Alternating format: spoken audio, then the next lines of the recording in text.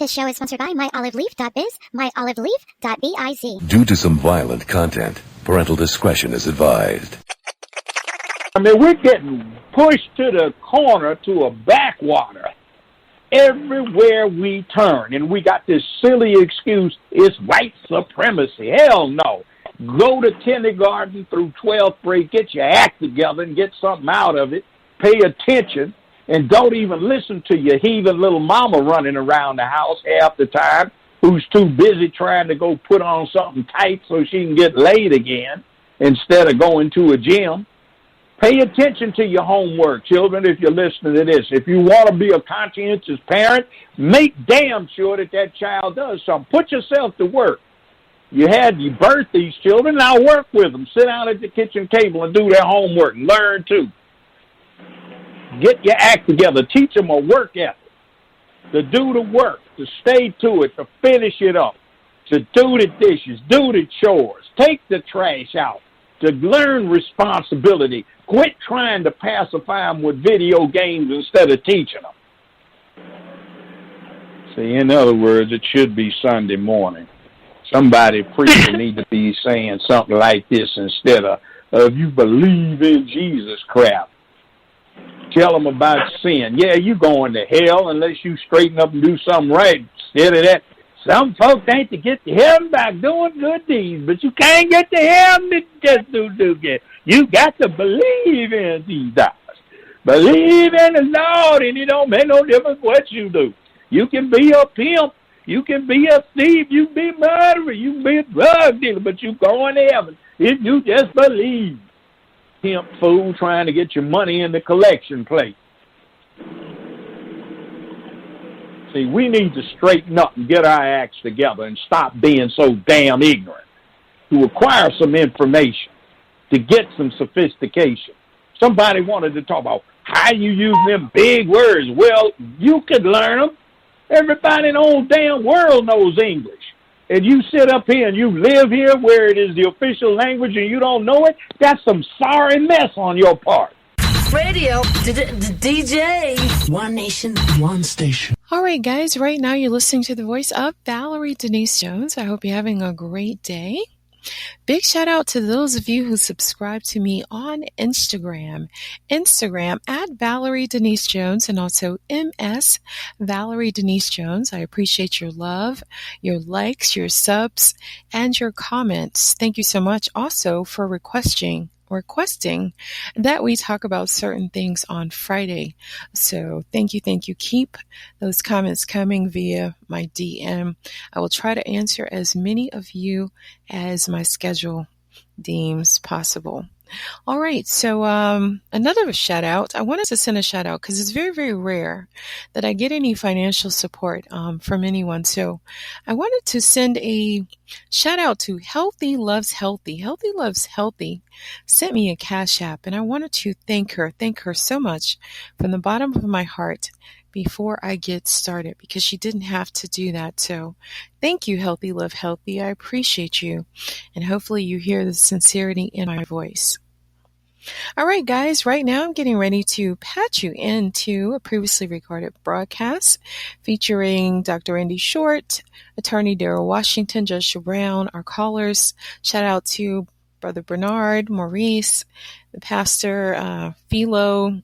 Gosh, there were a lot of people. Our board is always lit, always live. So, yeah, we do the darn thing every Friday starting at 4 p.m. Eastern Time, 929-477-1167. All right, so this audio edit is going to briefly touch on the coronavirus. And one thing I want to make clear, I know that this intro is super, super long, and I apologize for that.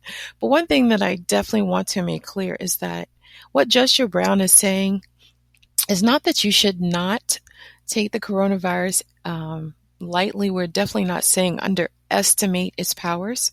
What he is saying is that you should live your life like you're never safe. Absolutely never safe. So therefore, never let your guard down. And he was just saying, be strong, educate yourself, and never live in a safety bubble. All right. So here we go. Hello, Ms. Valerie. Hello, Counselor. How are you? Hello. Doing, Judge. All right, sir.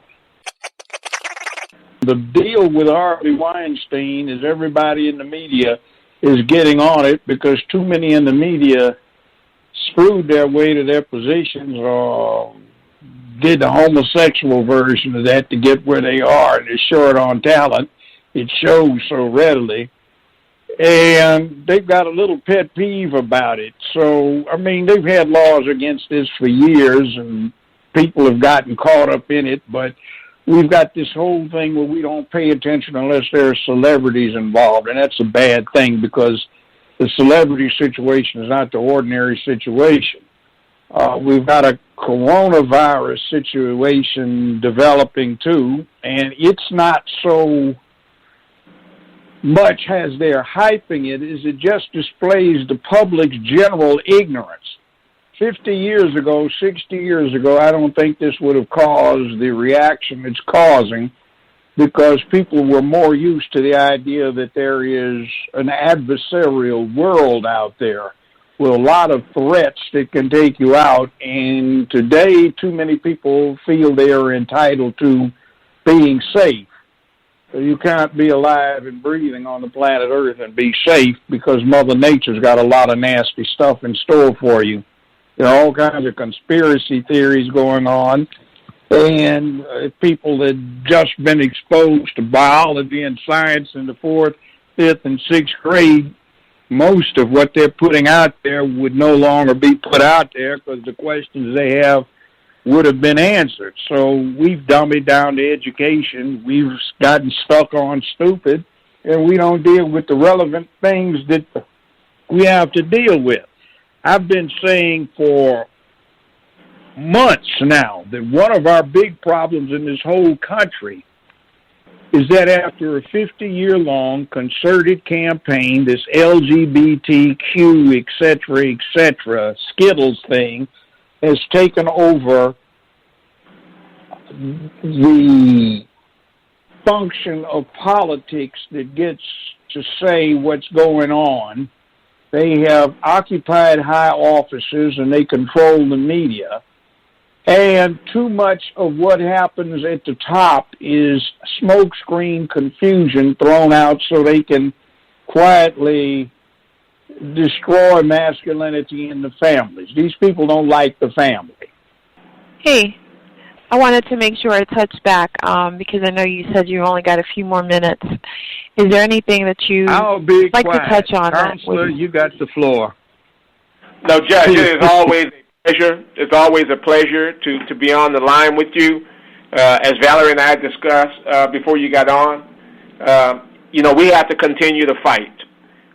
There are so many people who depend on us to fight on their behalf. I had the opportunity to speak at an event a couple of weeks ago, and I was talking to attorneys and judges. And one of the things I discussed is, many of us, when we wrote our personal statements to our respective law schools, we said the reason we wanted to be an attorney was so that we can go back to our communities and make a difference, so that we can help individuals who cannot help themselves.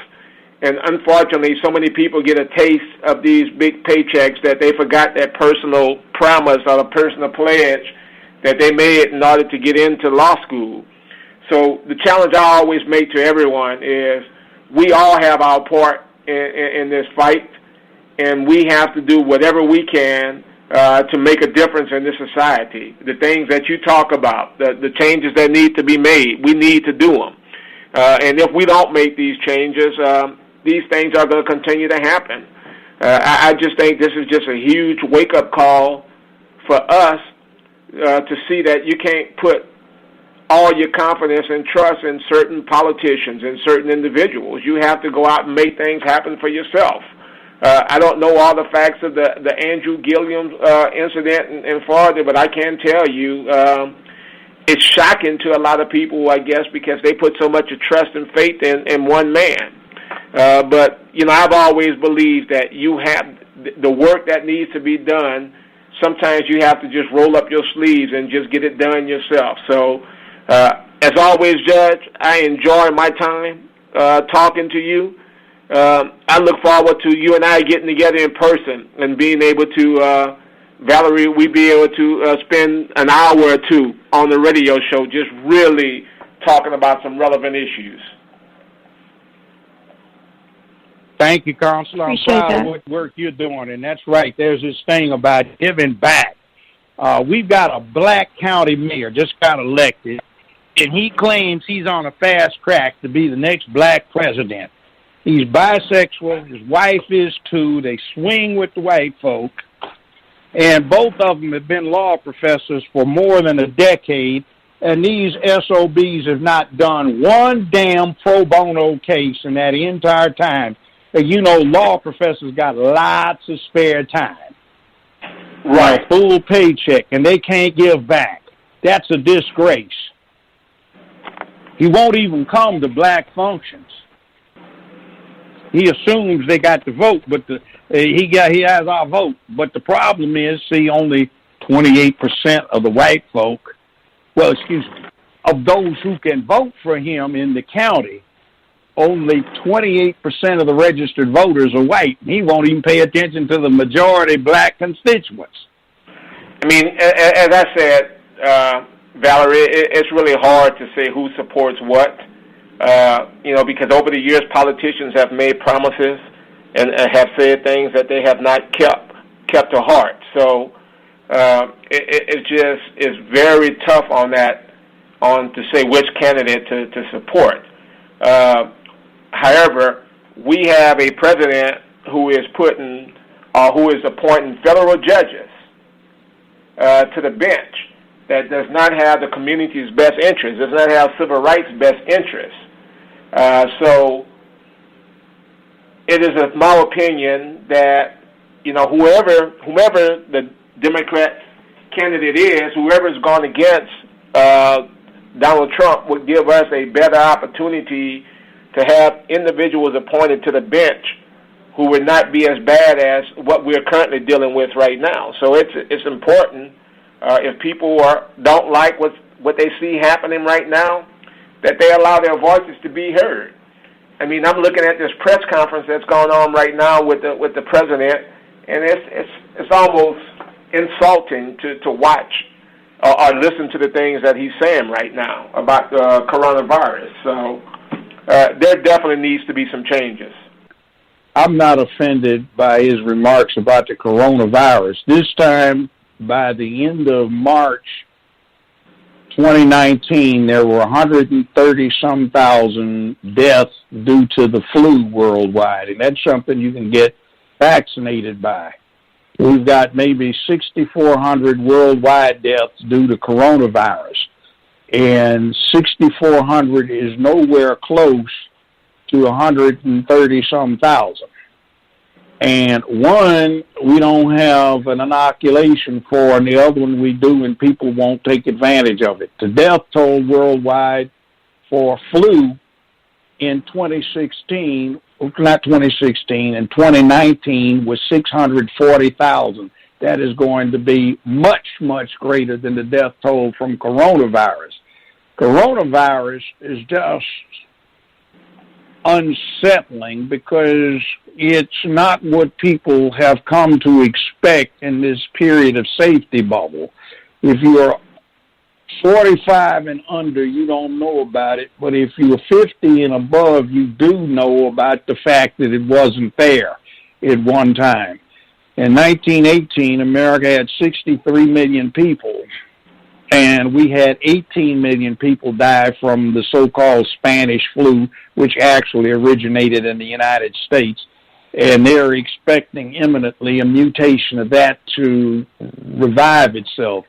Coronavirus, we've already looked at.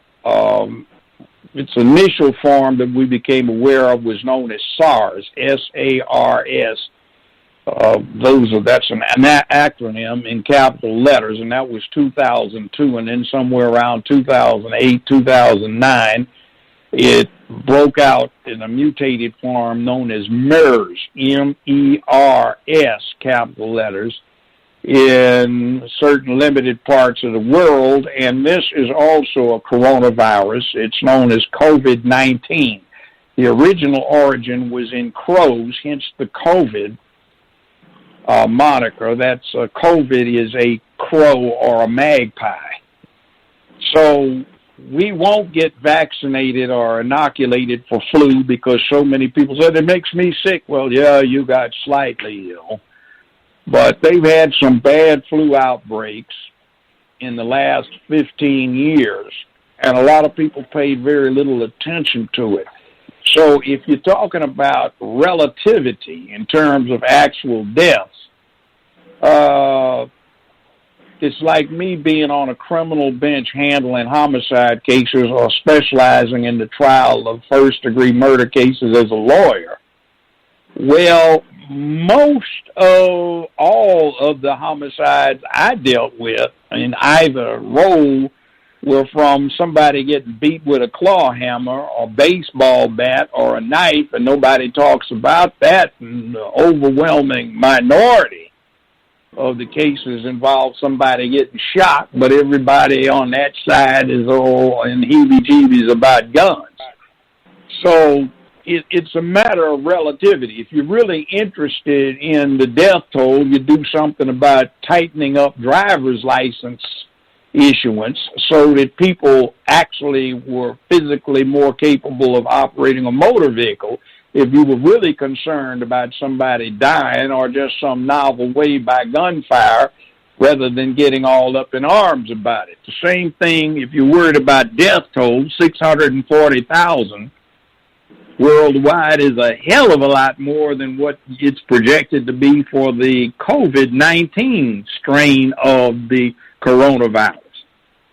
Now, as far as the politics go, B5 looks like he's going to be the Democratic Party's candidate. And when I say Democratic, I'm putting G-A-Y in there because they have become the party of the gay crowd, and I don't swing that way. Like I said, it's their business in their bedrooms, but they're trying to influence the First, Fourth, and Fifth Amendments very drastically, and the Second, and I don't like that, and that's my business because that's getting in my living room. Now, B5 is bigoted, bride, bench warmer, buffoon Biden.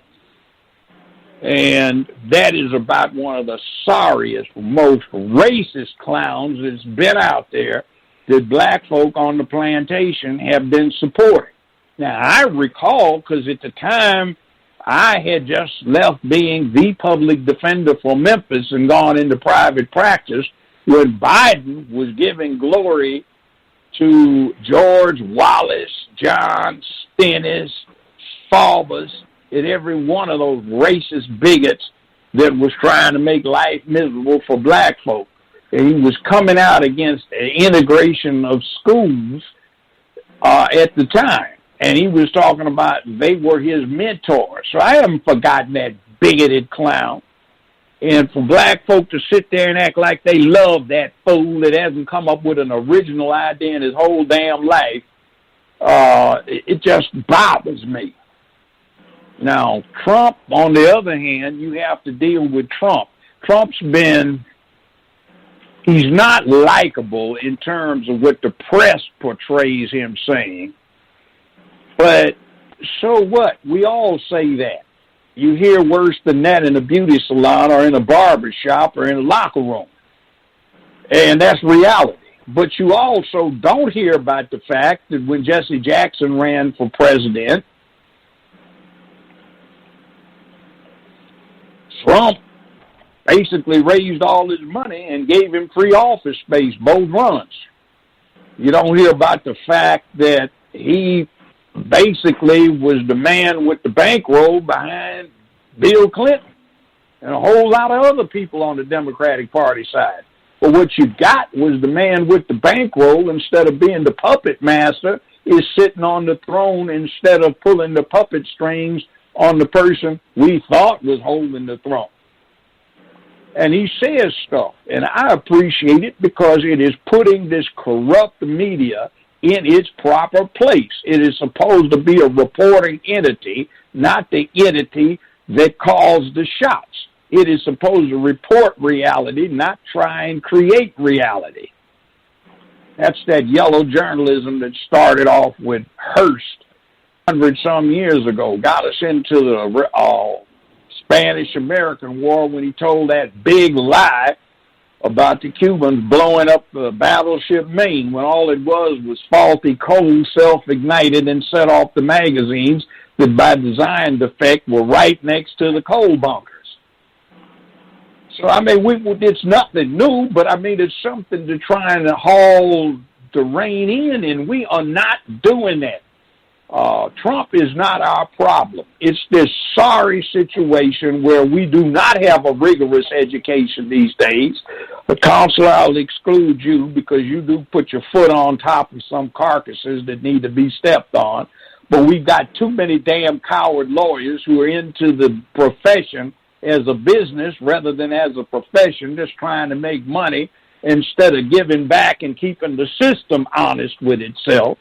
We've got some people who know more about somebody's floor percentage in NBA than they do about who the hell they're not voting for judges, except what somebody sticks under their face on election day. I know people who don't know much about what other individuals have done. They don't research this. I was there when that bigot Hillary Clinton was out there on a picket line in Chicago in 1966 and 67 when she was a Republican Goldwater girl and chairwoman of the Republican Party at her all-girls college, Wesley University, and she was trying to keep the University of Illinois campus in Chicago completely segregated. Black students couldn't go certain places after dark on that campus. They weren't permitted to go into unless they were working in some of the cafeterias, and they certainly couldn't stay in certain housing, and they had certain days of the week they could go to the bookstore, and that witch was out there trying to keep it that way. Bernie Sanders went to jail when he was running, he was chairman of a core chapter, Congress of Racial Equality. We forget that, but everybody supporting that racist bigot out there. And then when King came to Chicago in 1967 to deal with the segregation in Chicago suburbs, Clinton, not Clinton then, Hillary Rodham and her racist parents were out there with picket signs trying to keep the neighborhood segregated. But we loved that witch. And she came out the closet in 1967. But they put her back in. See, that's just more example of them trying to run everything. And I remember being on UCLA's campus in the 60s when I was a student there and listening to them plot on how they want to take control of the media. They were going to get the print media. They were going to get television and motion pictures, the picture industry, and they were going to sit there and get into politics and sneak their people in there, and they were talking about how it was their obligation to infiltrate both parties, use the opportunity to generate as much confusion as they could so they could sneak these things in for them. And they were so proud, and I was about ready to get out of law school then, when they came out with what became the Gay Manifesto of 1972, and they outlined what they were going to do. And nobody wants to read any damn more. We want to listen to an hour and a half long something on YouTube where the person said what could have been read in 5 minutes or less. And they were talking about number 7 of state action they wanted to push to remove age as a consent factor in sex. That's pedophilia. And the other thing is that their target was and always has been children, because if you get to the children, you win the game because they will believe something before they understand or even know what they're believing. And that's why they're having these trannies talk to these children. So you get authority not behind somebody standing up and saying he's gay or he's a lesbian, she's a lesbian, but somebody saying he's tranny or transvestite and he's got fluid gender, which is their proper thing, which they push Michael Jackson with his perverted ass, androgynous, no sexuality. See, they push that. because what they get castigated for is same-sex sex. So if you destroy sex, then you take away the onus from what they are. And we are enthralled to a bunch of people that hate what they are and hate what they want to be. It's their right to do what they want to do, but that's some sick mess.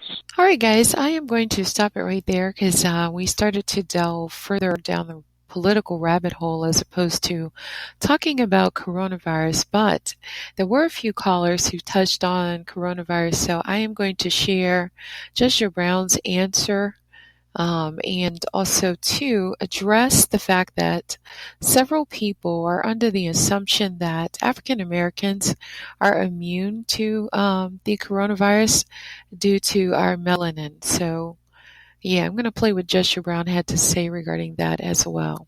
All right, here we go.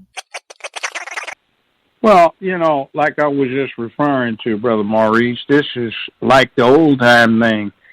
Most everything else that has bothered us over the last 60, going on 70 years, they've got a cure for, or something that you can be inoculated with to keep you from getting it, and this is one where you can't. So this is just the old-time way. Look at the bubonic plague, the Black Death. Smallpox used to be a plague. It's just what humans put up with for most of our existence on the planet. There's no cure for it.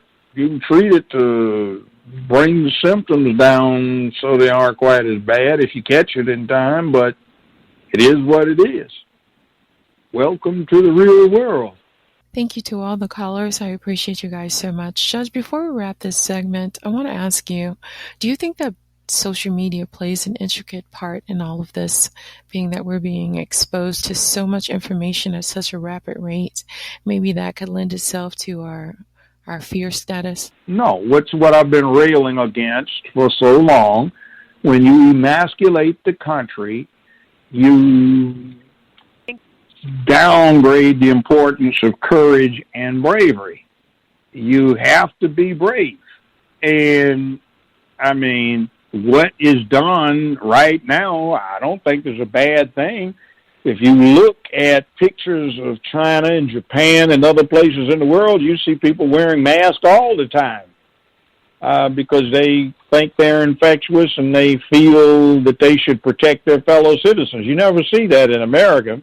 Maybe it's time we got a little more cautious. Maybe it's time that our safety bubble got burst so that we understand what most humans had to go through when there were some things that you couldn't do anything about. But we can wash your hands. If you run out of hand sanitizer, which Perel, large size Perel is going for, I think, $140, $150 a bottle now, but you can make it 3 parts rubbing alcohol to 1 part aloe vera, and what kills the virus pretty quickly is the alcohol. You can even use vodka if you get 100 proof. But, what a waste of a good drink. Judge, it was recently reported that NBA player Donovan Mitchell was recently diagnosed as having the coronavirus. What say you of people who believe the commentary that melanated people are immune to the coronavirus? The average American white person has about 25 to 30% African genes in them, recent African genes. The average American black person has about the same percentage of white in them. So there aren't very many pure Africans here, and even in Africa, they got mixtures. So when you start talking about you don't want to affect melanated people, the closest parallel to what the race situation actually is like these replica cars where you got a fiberglass body and it's supposed to look like something else, but underneath it's a Ford or it's a Chevrolet. Well, underneath, there's a commonality irrespective of what the paint scheme looks like. So that whole thing about black folk being immune to it is crap. If you had listened in the 4th, 5th, and 6th grade to your science lesson or read it or gotten interested in it other than basketball, football, or baseball, you might find out what that's about. Now, it is what it is. It is nothing that we are immune to. And it's no government conspiracy. You don't need a government conspiracy. Mother Nature is damn good at it. Now, I don't have anything to say to anybody that can't accept evolution, but if you want to see how far something can change, look at us. We once were, well, our ancestors were single-cell organisms at one point in time, and look what they turned into given enough time, us, so we can contemplate it. Well, if you take the coronavirus that produced SARS and then MERS, and then it mutates a bit, spreads around a bit, then you've got COVID-19. So guess what? That's just evolution at work. And I know we've got a black person that was running for Republican president to be Republican presidential candidate who is a neurosurgeon, but he's a stupid ignoramus because he doesn't accept evolution, even though he deals with science every day. He thinks the dinosaurs died out 2500 BC because they didn't get on Noah's Ark.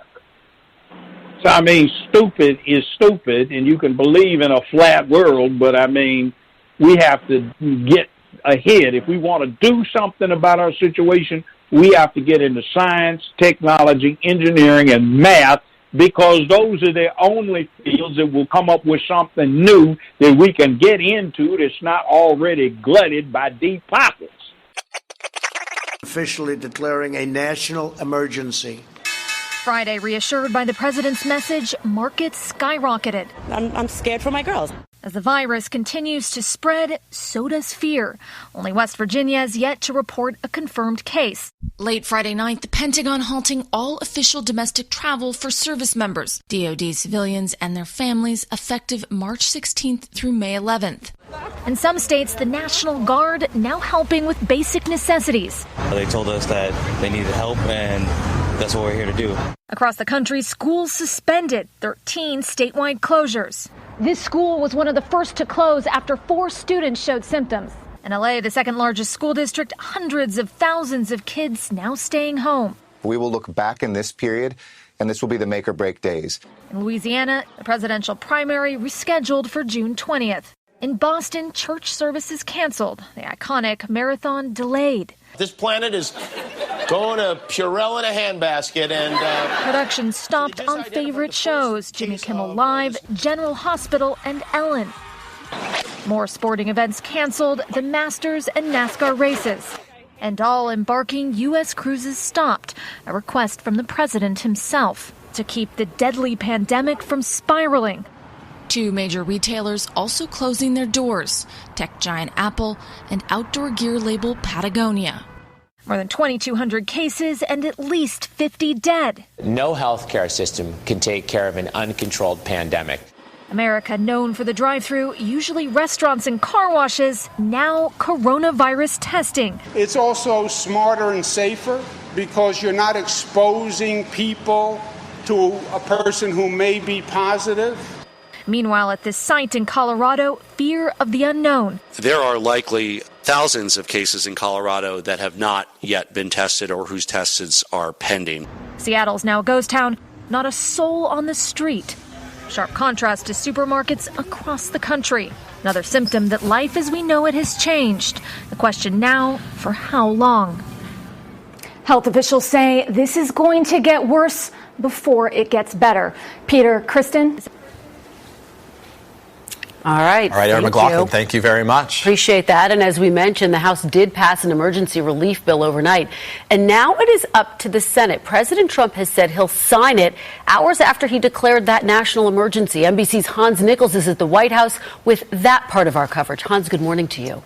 Good morning, Kristen. The national emergency the president declared frees up billions of dollars for states and localities. It's designed to speed up the availability of testing. On top of that, the House passed that emergency relief package that the president said he supports and now awaits action by the Senate.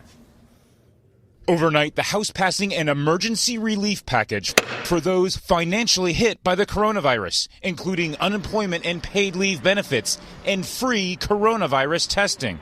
We thought it would be important to show the American people, to assure the American people that we are willing and able to work together. Before encouraging all Republicans and Democrats to come together and vote yes on Twitter, President Donald Trump appearing in the Rose Garden to declare a national emergency to combat coronavirus. No resource will be spared. Freeing up some $50 billion for states and localities. Mr. Trump also announced that he was suspending interest payments on student loans, directing states to set up emergency operation centers, and working on drive-through test sites. The goal is for individuals to be able to drive up and be swabbed without having to leave your car. Shaking hands with industry CEOs with one elbow bump. Okay, I like that. The president also placing limitations on who should get tested. We don't want everyone running out and taking, only if you have certain symptoms. And while a member of his task force called the lack of test kits a failing, the president not taking the blame. Do you take responsibility for that? Yeah, no, I don't take responsibility at all because we were given a set of circumstances and we were given rules, regulations, and specifications from a different time. And after initially suggesting that he wasn't concerned about contracting the virus from a member of the Brazilian delegation who was later diagnosed with COVID-19. No, we have no symptoms whatsoever. President Trump admitted that he may get tested himself. I didn't say I wasn't going to be tested. Are you going to be? Most likely, yeah. Now, just before midnight, the White House's physician's office released a statement saying that the president's interaction with Brazilian officials was low risk and there was therefore no need for a home quarantine. Now, as for the president, he's not presenting any symptoms, and so the White House is saying that no test is indicated for the president at the moment. Guys? Beautiful day in the Rose Garden. Appreciate everybody being here. Today I'd like to provide an update to the American people on several decisive new actions we're taking in our very vigilant effort to combat and ultimately defeat the coronavirus. We've been working very hard on this. We've made tremendous progress. When you compare what we've done to other areas of the world, it's pretty incredible. A lot of that had to do with the early designation and the closing of the borders.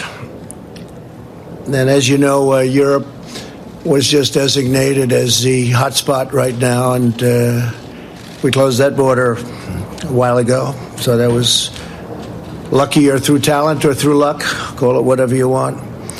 But through a very collective action and shared sacrifice, national determination, we will overcome the threat of the virus. I also announced Wednesday night, following the advice of our medical professionals, who are doing a tremendous job, and we appreciate it very much, that we're suspending the entry of foreign nationals who have been to Europe in the last 14 days from entering the United States.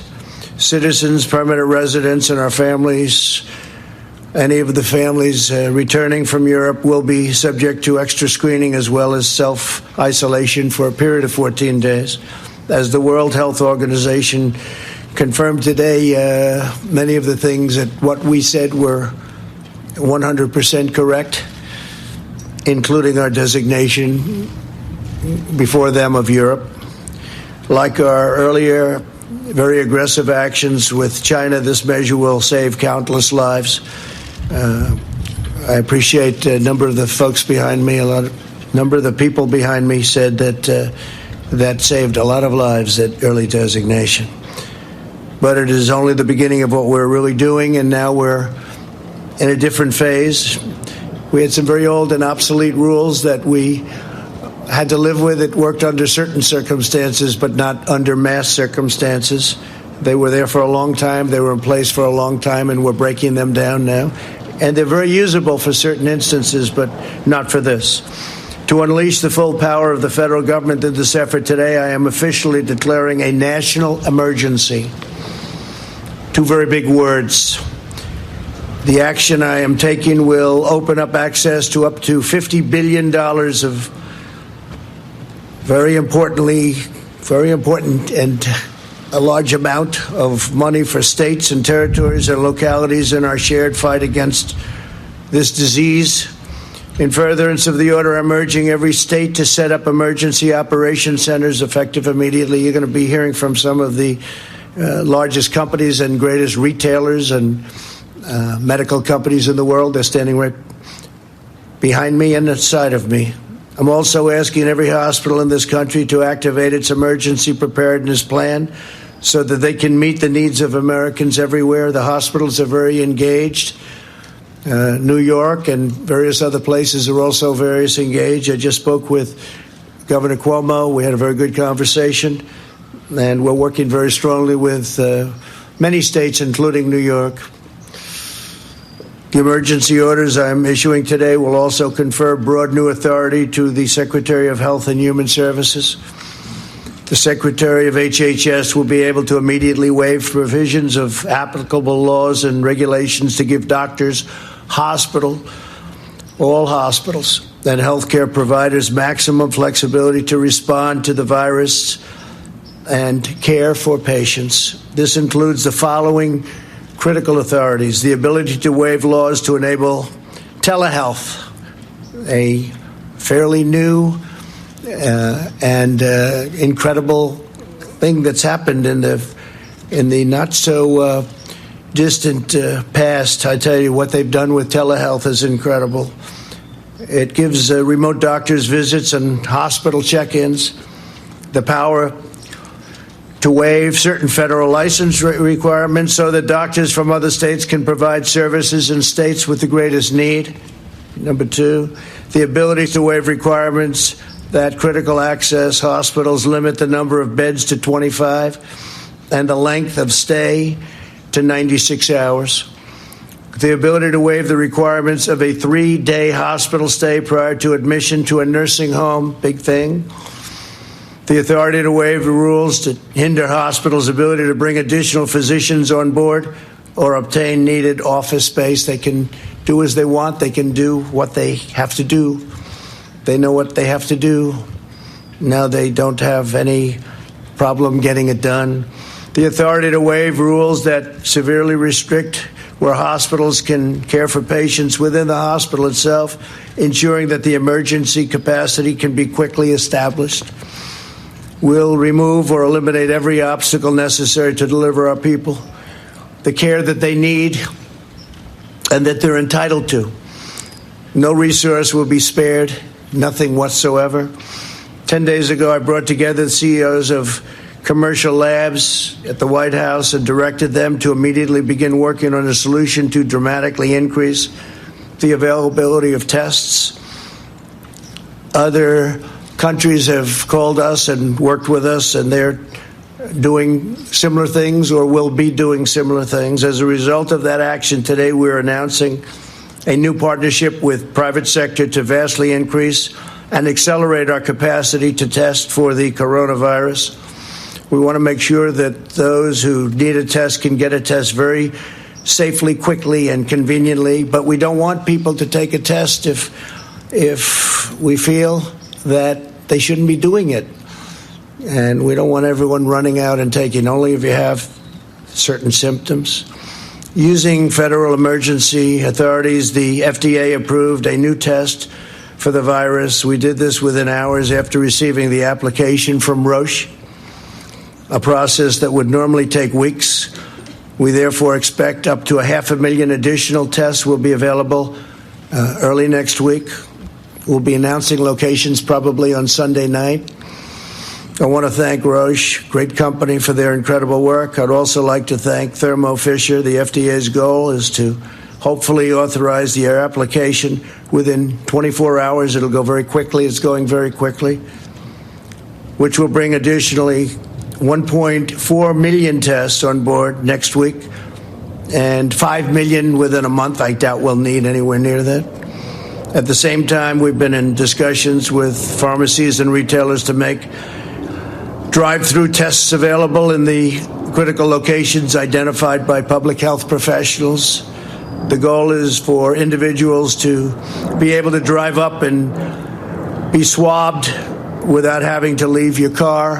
I want to thank Google. Google is helping to develop a website. It's going to be very quickly done, unlike websites of the past, to determine whether a test is warranted and to facilitate testing at a nearby convenient location. We have many, many locations behind us, by the way. We cover this country and large parts of the world, by the way. We're not going to be talking about the world right now, but we cover very, very strongly our country. Stores in virtually every location. Google has 1,700 engineers working on this right now. They've made tremendous progress. Our overriding goal is to stop the spread of the virus and to help all Americans who have been impacted by this. Again, we don't want everybody taking this test. It's totally unnecessary. All right, guys, that officially wraps today's audio. Hopefully you got something out of it. You heard from our president, also Judge Joe Brown, regarding the coronavirus and many other topics. Stay tuned for Judge Joe Brown and Dr. Randy Short. I have some audio I'd like to share with you regarding Florida's Andrew Gillum, who was caught at a meth orgy. At a meth gay orgy. So please stay tuned for that. On a very serious note, guys, I love you to life. I cannot say that enough. I love you. I love you. I love you. So please, please, please make sure that you educate yourself. You do whatever you got to do to stay safe, stay alive. I hope to meet all of you guys someday. All right? Meet me on Instagram. Especially if you got a topic, some commentary, some deets, and inside scoops, anything like that. Anything that will make this platform very, very interesting, take it to the next level. Hit me up in the DM on Instagram. I am at Valerie Denise Jones, Valerie Denise Jones, or Valerie Denise Jones. Again, another shout out to Healthy Loves Healthy. Thank you so much for that Cash App. I appreciate you so much because I definitely need it. So I love you to life.